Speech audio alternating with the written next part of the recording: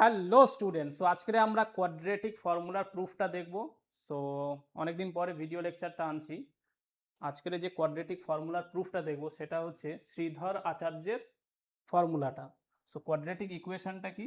ইকুয়েশনটা হয়ে যাচ্ছে তোমার ax square plus bx plus c equal to 0, আর যেখানে এটা 0 নয়।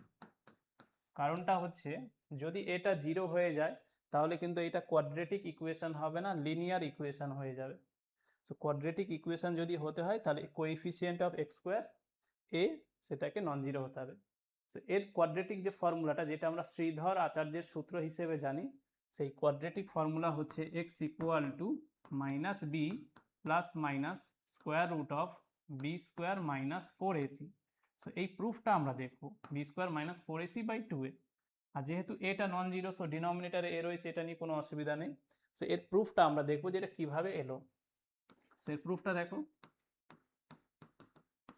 এর প্রুফটা হয়ে যাচ্ছে a square plus b x plus c equal to 0।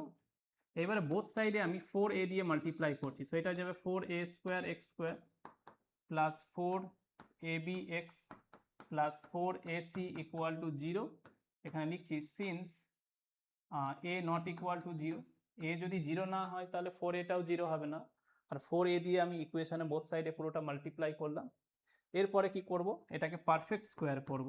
সেখানে দেখো এটাকে লিখতে পারি 2ax লেখা যায়, তার whole square 4a square X square.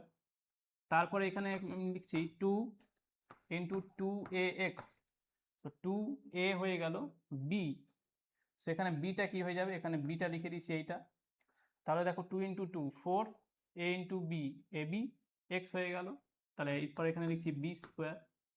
তাহলে এটা দেখো কি হলো, এই অবধি ভালো করে দেখো, এটা হয়ে গেল a square plus 2ab plus b square. এবারে বি স্কোয়ার তো আমার ছিল না, এটা এক্সট্রা হয়েছে। সো এই বি স্কোয়ারকে আমি রাইটে লিখে দিচ্ছি। সো বি স্কোয়ার ক্যান্সেল হয়ে যাবে। তারপরে প্লাস 4ax, এটা ইকুয়াল টু লেফটে রয়েছে, আমি রাইটে নিয়ে যাচ্ছি, প্লাসটা মাইনাস হবে। সো এই জায়গাটা মাইনাস 4ac লিখলাম। তো এইবারে কি হবে, a square plus 2ab plus b square, তাহলে এটা হয়ে যাবে a plus b whole square 2ax plus b whole square equal to b square minus 4ac। এবার আমি বোথ সাইডে স্কোয়ার রুট নেবো। সো বোথ সাইডে যদি আমি স্কোয়ার রুট নিই তাহলে স্কোয়ার আর রুটটা ক্যান্সেল হয়ে যাবে, গিয়ে শুধু 2ax প্লাস বি পড়ে থাকবে। আর ইকুয়াল টু দিয়ে রাইটে plus minus b square minus 4ac হবে, কারণ স্কোয়ার রুট নিলে প্লাস মাইনাস হয়। আমি স্ক্রিনটা আরেকটু ছোট করে দিচ্ছি যাতে তোমরা দেখতে পাও। এরপরে কি করব, এই বিটাকে ডান দিকে নিয়ে যাব। তাহলে এক কাজ করি, এটাকে এবারে ওইখানে লিখি, আর এখানে অনেক জায়গা আছে। এবার দেখো 2ax আর বিটাকে আমি রাইটে নিয়ে গেলে কি হয়ে যাবে, minus B plus minus root B square minus 4ac। এইবারে দেখো যেহেতু এটা 0 নয় তাহলে 2a টা 0 নয়, সো 2a দিয়ে যদি ডিভাইড করে দিই, সো x ইকুয়াল টু হয়ে যাবে minus B plus minus root over B square minus 4ac upon 2a। So দেখো একটা x এর ভ্যালু কি হলো, minus B plus root B square minus 4ac by 2a, আর একটা হয়ে যাচ্ছে minus B minus root B square minus 4ac by 2a। So এটা দেখো কোয়াড্রেটিক যে ফর্মুলাটা, শ্রীধর আচার্যের যে সূত্রটা, তার আমি প্রুফটা দিলাম। এতদিনে এই রেজাল্টটাকে আমরা অ্যাজ এ স্ট্যান্ডার্ড রেজাল্ট হিসেবে মনে রাখতাম, কিন্তু আজকের এর আমরা প্রমাণটাও দেখে নিলাম। সো আই হোপ যে এই ছোট্ট একটা প্রুফটা তোমাদের জন্য খুবই হেল্পফুল হবে।